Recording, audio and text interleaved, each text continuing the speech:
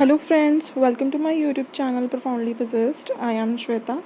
In this channel we prepare science and maths for various exams और maths के लिए हम कर रहे थे सीक्वेंस एंड सीरीज़ का ज्योमेट्रिक प्रोग्रेशन।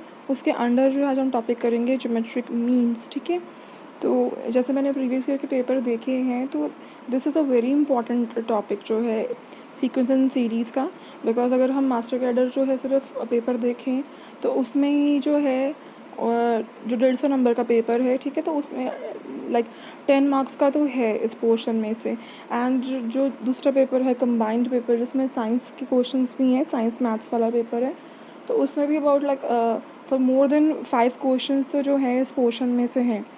तो क्वेश्चंस जो आ रहे हैं वो एपी का क्वेश्चन है, जीपी का है, जीएम जो ज्योमेट्रिक मीन्स आज हम करेंगे उसका क्वेश्चन है, इसके अलावा जो है हार्मोनिक मीन के क्वेश्चन है। एंड इन द एंड जो कुछ सीरीज़ प्रोवाइड कर दी गई हुई हैं आपको जो है उनके क्वेश्चंस जो उनके सोल्यूशंस फाइंड आउट करने, इस तरीके से क्वेश्चंस हैं। तो I have try to add all the questions. अगर आप वीडियोस देखो तो मैंने क्वेश्चन साथ साथ टॉपिक से रिलेटेड ऐड भी किए हैं, तो आई होप आपके लिए सब यूज़फुल होगा। ठीक है, so let's begin with our today's topic which is geometric means.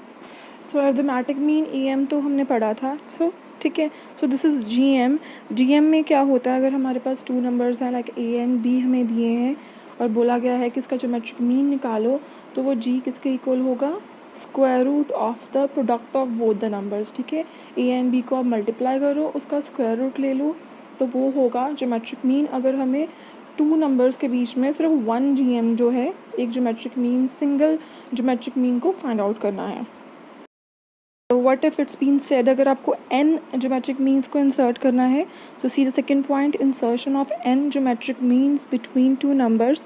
तो A एंड B हमारे पास 2 नंबर्स हैं, उनमें जो है आपको n geometric means which are G1 G2 G3 up to Gn जो हैं, ये ज्योमेट्रिक मीन्स आपको इंसर्ट करने हैं। तो इनके क्या फार्मूलाज होंगे, ठीक है, जो कॉमन रेशो R है उसका फार्मूला है इस केस में B बाय A अपॉन, इसका रेशो क्या है, रेज्ड पावर 1/n+1। ठीक है, सो कॉमन रेशो का फार्मूला क्या है, R is equal to B upon A raised power 1/n+1। तो कॉमन रेशो है हमारे पास, तो G जो फर्स्ट ज्योमेट्रिक मीन होगा G1, उसका फार्मूला क्या है, AR, तो R की वैल्यू आप पुट कर दो। ठीक है, सेकेंड G2 क्या होता है, AR², तो फार्मूला क्या हो जाएगा, AB upon A raised power 2 raised power n+1। और Gn का फार्मूला क्या होगा, A जो है यहाँ पे R की पावर n रहेगी, ठीक है, तो उसका फार्मूला क्या हो जाएगा, B upon A n upon n+1। तो फार्मूलाज जो है आपको ये मेमोराइज़ करने पड़ेंगे। इसी के साथ जो आपको एक प्रॉपर्टी भी याद रखनी है यहाँ पे, ये सेम प्रॉपर्टी जो है हमने AM में भी स्टडी की थी, बट वहाँ पे सिर्फ प्रोडक्ट की जगह पे सम था। ठीक है, तो यहाँ पे प्रोडक्ट है। What is the property, product of NGM। अगर हमारे पास NGM है, G1 G2 G3 up to Gn, उनका जो प्रोडक्ट है वो किसके इक्वल होगा, सिंगल GM जो है उन 2 नंबर्स के बीच में, उनकी रेज्ड पावर n। ठीक है, सेम जो है प्रॉपर्टी हमने AM में भी की थी। अगर आप कंपैरिजन करके लर्न करोगे तो आपके लिए इजी होगा लर्न करना। ठीक है, सो G1 G2 G3 up to Gn जब आप सबको मल्टीप्लाई करोगे, it is equal to square root of AB raised power n। Clear है ये? आई सजेस्ट यू पीपल कि आप एक अपनी फार्मूला नोटबुक लगा लें। ठीक है, एक सेपरेट नोटबुक जो सिर्फ मैथ्स के फार्मूलाज के लिए जो हम स्टडी करते जा रहे हैं, because we have just started. और एंड तक जाते जाते जैसे सिलेबस जो है आगे हम करते जाएंगे तो we will get pile of formulas. ठीक है, तो इतने ज़्यादा फार्मूलाज हमारे पास हो जाएंगे तो ये बेटर रहेगा कि आप जो है उनको लिख लें साथ साथ में। सो जब भी एग्ज़ाम हो, जब भी आपका एग्ज़ाम आए, तो जो है आप बस अपनी नोटबुक जो पिक करें एंड आप फार्मूलाज को रिवाइज़ कर लें। ठीक है, अदर देन दोबारा सारे फार्मूलाज ढूंढने के। सो इट्स बेटर कि आप उनको नोट डाउन कर लें। So here is one example of जो टॉपिक जो हमने अभी किया, कि अगर हमारे पास A है, if A is the GM of 2 and 1/4 find A। GM हमें दे दिया है, कहते हैं GM A है, तो और वो नंबर्स क्या हैं, 2 एंड 1/4 हैं, तो आपको जो है A फाइंड आउट करना है। अब GM का फार्मूला क्या होता है, G is equal to square root of A into B। तो A जो है ये हमें बोला G है, सो A किसके इक्वल हो गया, square root of 2 into 1/4। So A किसके इक्वल आ गया, 1 स्क्वायर रूट ऑफ 1/2 के। ईजी है ये। ठीक है, बस फार्मूला जो है अगर आपको पता है, सो इट्स, तो वो सब ईजी है। ठीक है, तो फार्मूला पता होना चाहिए। सो यहाँ पे जो है, जो हमने ए एम पढ़ा और अब हमने जी एम पढ़ा, ठीक है, इनके कुछ रिलेशन भी हैं। तो इन पॉइंट्स के ऊपर भी कई बार डायरेक्ट एमसीक्यूज़ आ जाते हैं, ठीक है। तो ये पॉइंट्स आपको ध्यान रखना है। फर्स्ट पॉइंट क्या है, if A and G between two positive number is given. आपको दो नंबर जैसे ए एंड बी दे दिए हैं, उनके बीच में ए एम भी पता है आपको, जी एम भी पता है, ठीक है। तो आपको याद रखना है जो उन दोनों के बीच में अर्थमेटिक मीन होगा वो हमेशा ज्योमेट्रिक मीन से बड़ा होगा, ठीक है। सो ए जो है arithmetic mean is always greater than geometric mean, ठीक है। तो इस चीज़ को आपको ध्यान में रखना है। सेकंड पॉइंट भी बहुत इंपॉर्टेंट एंड इंटरेस्टिंग भी है, if A and G be A M and G M, ठीक है। हमें ए एंड जी दोनों दे दिए, अर्थमेटिक मीन भी दे दिया, ज्योमेट्रिक मीन भी दे दिए, और बोला है कि नंबर्स फाइंड आउट करो, वो कौन से दो नंबर्स हैं जिनके बीच में ये A M and G M है। तो आप क्या करोगे, उसके लिए फार्मूला है, वो नंबर्स कैसे आएंगे। फार्मूला है ए मतलब यहाँ पे अर्थमेटिक मीन समझना आप, A plus minus square root of A square minus G square, ठीक है। तो प्लस जब आप यूज़ करोगे तो एक नंबर आ जाएगा, माइनस यूज़ करके you will get the second number. So it means in this way जो है, आप अगर आपको A M and G M पता है तो आप वो दोनों नंबर्स फाइंड आउट कर सकते हो जिनके बीच में कि ये A M and G M होंगे। क्लियर है ये, ठीक है। दोनों पॉइंट्स आपको याद रखने हैं। अर्थमेटिक मीन हमेशा बड़ा होगा ज्योमेट्रिक मीन से, वन थिंग। सेकेंड है कि अगर आपको ए एंड जी दिए हैं तो आप उन दोनों नंबर्स को भी फाइंड आउट कर सकते हैं। सो इसी लाइन पे एग्जांपल देख लो, क्या है ये, find two numbers whose A M is 34 and G M is 16, ठीक है। आपको वो दोनों नंबर्स पता करने हैं जिनका ए एम जो है 34 है एंड जी एम 16 है, जो अभी हमने फार्मूला स्टडी किया, ठीक है। तो अगर आपको फार्मूला पता होगा ओनली देन आप उसको कैलकुलेट कर पाओगे। तो जैसे नंबर्स क्या होंगे, A plus minus square root of A square minus G square. तो आप इसमें ए एंड जी की वैल्यू पुट कर दो, एक बार प्लस यूज़ करो, एक बार माइनस, एंड आपको दोनों नंबर्स मिल जाएंगे, ठीक है। तो कैलकुलेशन करने पे फर्स्ट नंबर आ गया 64, सेकंड नंबर आ गया 4। इजी है ये, है ना, फार्मूला इज़ ईजी। अगर आपको पता है वैल्यूज़ तो आप उसको कैलकुलेट कर लोगे। So on the same topic जो है ए एम जी एम के रिलेशन पे ही जो है यहाँ पे एक और प्रॉपर्टी यहाँ पे आ रही है, that is if A and G are A M and G M between two numbers A and B then its roots are given by quadratic equation. मतलब बेसिकली अगर आपको ए पता है एंड जी पता है तो आप जो है एक क्वाड्रेटिक इक्वेशन भी फॉर्म कर सकते हो, which is x square minus 2ax plus G square is equal to 0।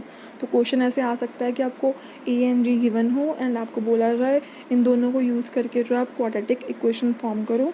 तो फार्मूला क्या होगा उसका, x square minus 2ax plus G square is equal to 0।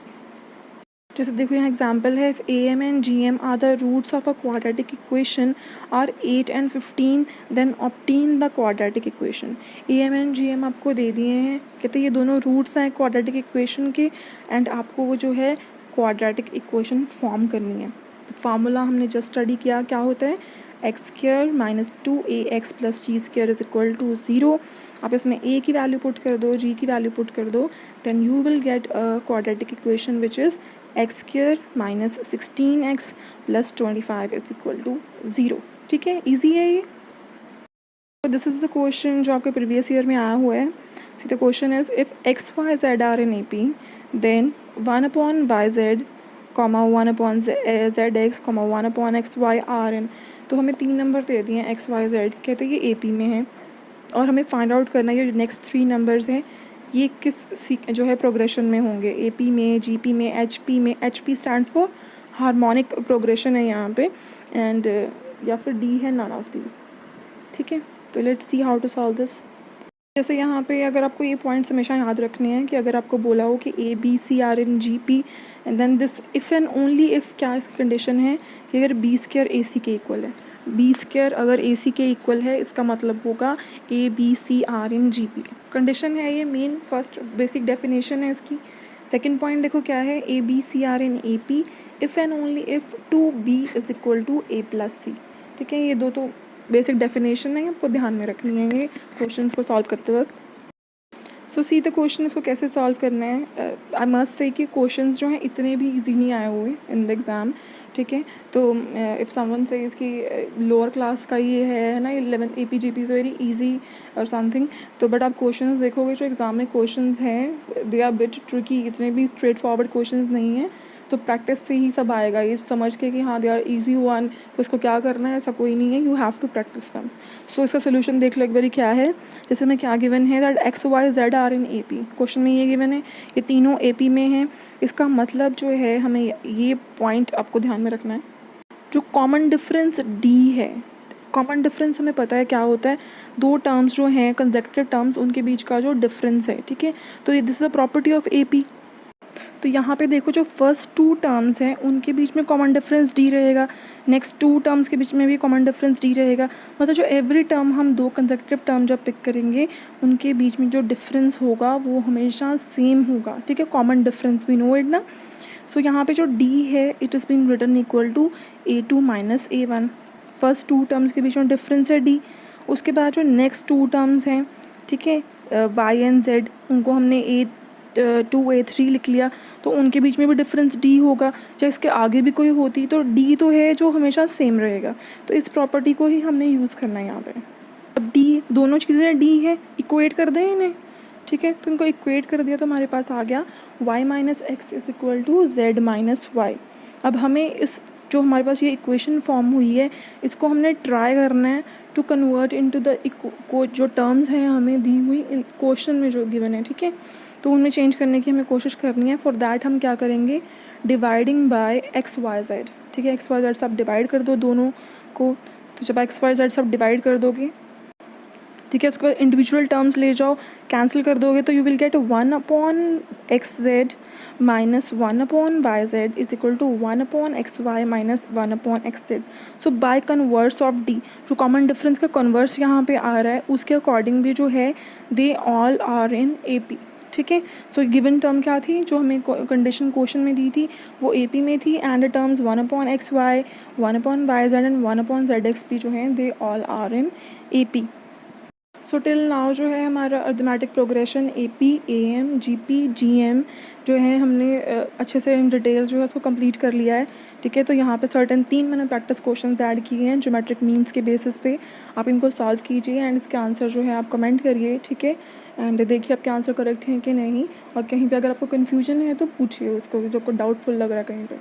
So because ये मेजर पोर्शन कंप्लीट हो गया है तो इसके साथ जो है मैं प्रैक्टिस सेट 2 ऐड करूँगी। प्रैक्टिस सेट 1 मैंने ऐड किया था 35 क्वेश्चंस का, ठीक है, तो अब कल जो है आज ही देखती हूँ मैं, ठीक है, तो प्रैक्टिस सेट 2 भी मैं आपको ऐड कर दूँगी एंड फिर जो है आपका जो GM तक कंप्लीट हो जाएगा। उसके बाद थोड़ा सा रह गया जो सीरीज़ गिवन है उनका सम फाइंड आउट करना, तो उसको भी हम कर लेंगे। So I have try to cover the maximum portion जो आपके पेपर में आया हुआ है, ठीक है, उस पॉइंट ऑफ व्यू से जो है मैं आपको सिलेबस करवा रही हूँ। तो आई होप जो है आपको ये टॉपिक जो हमने ये यूनिट की है आपको क्लियर हो गई होगी अच्छे से, और क्वेश्चंस की प्रैक्टिस भी अच्छे से हो गई होगी। सो लाइक कीजिए आप वीडियो को अगर आपको मेरे एफर्ट्स अच्छे लगे हों, एंड शेयर कीजिए अपने फ्रेंड्स के साथ जो लोग मैथ्स की तैयारी कर रहे हैं, ठीक है, शेयर कीजिए उनके साथ। एंड अगर अभी तक अपने चैनल सब्सक्राइब नहीं किया है तो चैनल को भी सब्सक्राइब कीजिए एंड अपने आंसर्स कमेंट कीजिए, ठीक है। So thank you everyone.